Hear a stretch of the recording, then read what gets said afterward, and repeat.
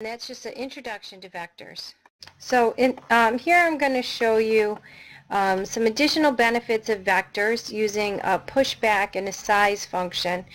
And so you can see I still have included vector, and we still have our two vectors declared, but you'll notice that there's no initial size set here in parentheses. So what this means is the two vectors, hours and pay rates, have no size associated with them at all. They're empty vectors.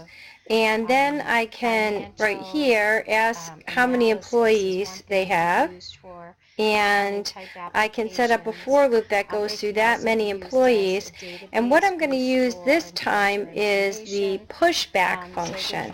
And what the pushback function does is it's going to take the number of hours that were entered here, and it is going to, what pushback will do is it'll put this in the next available index. So the first time it'll put it in index 1, and then it'll put this pushback in, it'll put the rate into the pay rate vector at index 0. I should have said index 0 here, index 0 here, and the size of that vector will now be 1. Each of them will have one element in it. Then when the index is 1, same things here. When we do a pushback, now we'll have something at index 0 and index 1, and the same thing here. And the size of this array, both vectors, I'm sorry, will be 2. So pushback, what it does is it puts an element in the vector and it increases its size by 1. So the program is going to run exactly the same as it did before, okay?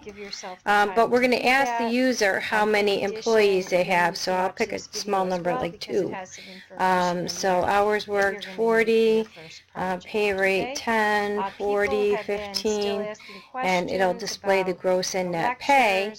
And the other thing you can do is once you're done storing data, like I've done in this for loop, using pushback, I can certainly use the number of employees, which is 5, but the other thing I can do is I can use the size method. So I can say hours is the name of my vector dot size.